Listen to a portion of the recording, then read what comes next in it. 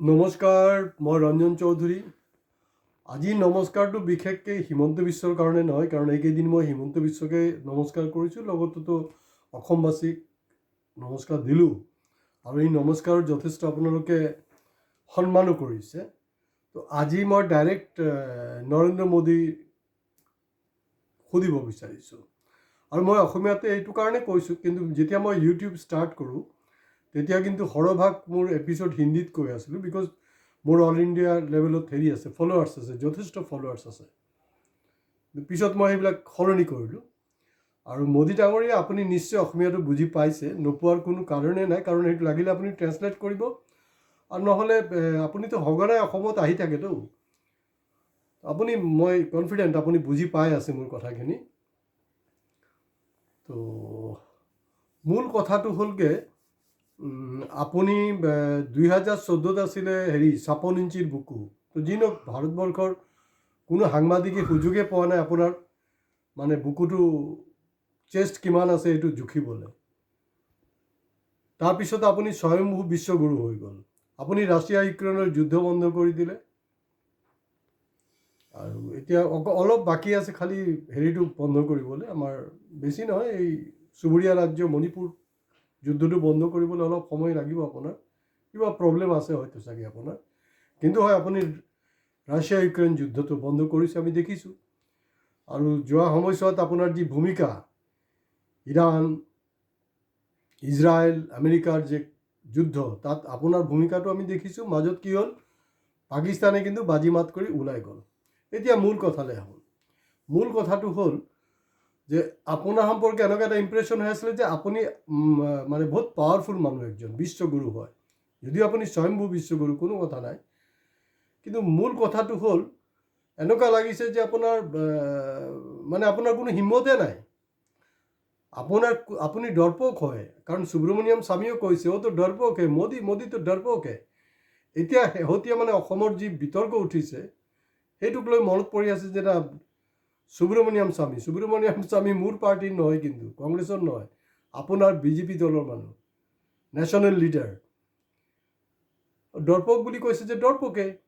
তো গতিকে 6 এপ্ৰিল ঠিক ইলেকশ্যনৰ আগমুহূৰ্তত কিন্তু মোহন ভাগৱত আপোনাক এখন চিঠি দিছে। আৰু চিঠিখন কি আছিলে, স্পেচিফিকেলি হিমন্ত বিশ্ব শৰ্মাক যেনে তেনে নাকি লগাব লাগে। আৰু RSS কিন্তু হিমন্ত বিশ্ব শৰ্মাক সহায় নকৰে। এতিয়া 4 মেৰ ৰেজাল্টে প্ৰমাণ হ'ব যে গ্ৰাউণ্ডত RSSে হেল্প কৰিছিলে নাই কৰা, সেইটো ৰেজাল্টে ক'ব, এইটো মই ক'ব নোৱাৰোঁ। কিন্তু মোহন ভাগৱত যিজন চিফ RSSৰ, তেখেতে আপোনাক চিঠি দিছে 6 এপ্ৰিলৰ দিনাখন। মই ডেটো আপোনাক কৈ দিছোঁ, য'ত কৈছে যে তাৰ ওপৰত নাকি লগাওক, আৰু মানে আমাৰ চিট কিমান পাওঁ নাপাওঁ সেইটো পিছৰ কথা, কিন্তু তাৰ মুখ্যমন্ত্ৰীটো হ'ব নালাগে। আমাৰ ঘোৰ আপত্তি আছে, নাগপুৰ হেডকোৱাৰ্টাৰত এটা আপত্তি আছে বুলি আহিছে।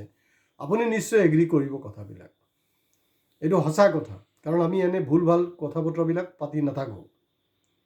এতিয়া আপুনি যেতিয়া বিৰোধী ৰাজ্যবিলাকত যায়, শাসিত ৰাজ্যবিলাকত যায়, তাতে গৈ আপুনি হিচাপ বিচাৰি থাকে।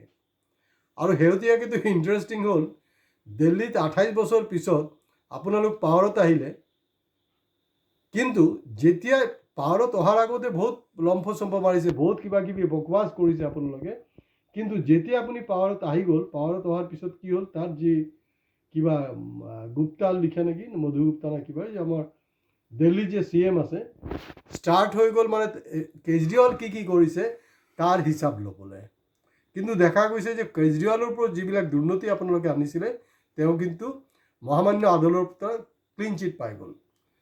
আপুনি মমতা বেনাৰ্জীৰ ওচৰতো একেই কথা কৈছে যে আপুনি হিচাপ ল'ব। ঠিক আছে, ল'ব, চেৰিটি বিগেন্স এট হোম। আপুনি নিজৰ ঘৰৰ মানুহটোৰ ওপৰত আগতে হিচাপ লওক না। আনৰ ল'ৰা ছোৱালী কাৰ চুৰি কৰিছে, কাৰ মাইকীক লৈ গ'ল, ক'ত কি লেনদেন কৰিছে, সেইটো বাদ দিয়ক। আপোনাৰ ঘৰৰ যে সন্তান হিমন্ত বিশ্ব শৰ্মা, তো যদি সঁচাকৈ আপোনাৰ হিম্মত আছে, তেতিয়াহ'লে হিমন্তক আপুনি হেৰি নকৰে কেলে, মানে তাৰ হিচাপটো নলয় কেলে? সেইটো হিচাপটো ল'ব লাগিব ন। আৰু 6 তাৰিখৰ পৰা 9 তাৰিখলৈকে ষ্টিল আজিৰ দিনটোতো মানে এই যে ধাৰাবাহিকভাৱে যে অৱস্থাটো একদম নাজেহাল হৈ গৈছে, তাৰ মূল কেন্দ্ৰবিন্দুৱে কিন্তু বিজেপি নহয়, তাৰ মূল কেন্দ্ৰবিন্দু হৈ গ'ল হিমন্ত বিশ্ব আৰু তেওঁৰ পৰিয়াল। তো মইতো এটা বুজাই নাই, কাৰণ আপোনাৰ পাৱাৰ এতিয়া সঁচাকৈ আছেনে নাই মোৰ সন্দেহ আছে। কাৰণ আমি 2014 পৰা জানো যে মোদী হ'লগে হেৰিক ছাপোৰ্ট কৰে, সৰ্বানন্দ সোণোৱালক ছাপোৰ্ট কৰে, আৰু অমিত শ্বাহ আমাৰ এই আৰোগ্য যে শ্বাহ, তেওঁতো অমিত শ্বাহ যেনেকৈ তেওঁৰ পৰিয়াল জয় চাক দি বেপাৰ কৰি আছে, একজেক্টলি হিমন্ত বিশ্ব শৰ্মাৰোতো একেই লাইনতে ব্যৱসায় পাতি কৰি আছে, লাইনটো একেই, কোনো কাক খুচিব নোৱাৰে। আপুনি কি এতিয়া যে RSS হেডকোৱাৰ্টাৰৰ পৰা এনেকুৱা আপোনাৰ ফৰমান এটা আহিলে, আপুনি যে একো ষ্টেপ ল'ব পৰা নাই, আপুনি ক'ব পৰা নাই, কমচে কম ইমানটোতো ক'ব লাগিছিলে শেষ মুহূৰ্তত যেতিয়া আহিছিলে যে অমিত শ্বাহ কোন হয়। অমিত শ্বাহ আগতীয়াকৈ কেনেকৈ ডিক্লেয়াৰ কৰে যে হিমন্ত বিশ্ব শৰ্মা মুখ্যমন্ত্ৰী হ'ব বুলি ছেকেণ্ড টাৰ্মৰ কাৰণে বা বিজেপি থাৰ্ড টাৰ্মৰ কাৰণে, সেইটোক আপুনি খণ্ডন কৰিব লাগিছিলে। আপুনি নাকো লগাওক, নহ'লে এই যে কথা বতৰাবিলাক যে কৈ আছিলে অতদিনে 56 ইঞ্চিৰ বুকু বিশ্বগুৰু, এই কথাবিলাকৰ কিন্তু যুক্তি নাথাকিব। আৰু যদি তাৰ ওপৰত যদি আপুনি হিচাপ ল'ব নোৱাৰে, তেতিয়াহ'লে ধৰি ল'ব লাগিব যে আপোনাৰ লগতো কিবা এটা ইলু হৈ আছে। তাৰমানে অমিত শ্বাহ আপোনাতকৈও পাৱাৰফুল মানুহ, তেতিয়াৰ পৰা আমি অমিত শ্বাহ 56 ইঞ্চি নহয় 120 ইঞ্চিৰ বুকু বুলি ক'ম, তেখেতক প্ৰকৃত বিশ্বগুৰু বুলি ক'ম। আৰু আপুনি অসমীয়া খুব ভালকৈ বুজি পায়, ইয়াত আহিও বহুত কিবা কিবি ভুল ভাল কৈছে আপুনি, কাৰণ আপোনাৰ টেলিপ্ৰিণ্টাৰত লিখা থকাৰ পিছতো আপুনি যি খুচি তাকে কৈ থাকে। তো গতিকে আন ৰাজ্যত গৈ হিচাপ বিচৰাৰ আগত আপুনি ৰিণিকী ভূঞা ডাঙৰীয়ানীৰ হিচাপ বিচাৰক, আপুনি হিমন্ত বিশ্ব শৰ্মাৰ হিচাপ বিচাৰক।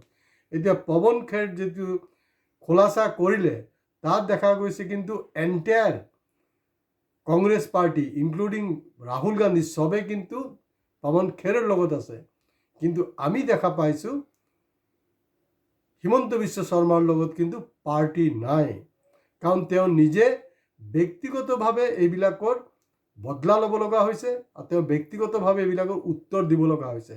এইবিলাকৰ উত্তৰটো যিবিলাক আমাৰ স্প'ক্স পাৰ্চনবিলাক নাই জানো, যি পবিত্ৰ মাৰ্ঘেৰিটা আছে আৰু যে ডাঙৰ কিবা গোস্বামী আছে, তেওঁলোকেতো দিয়া নাই।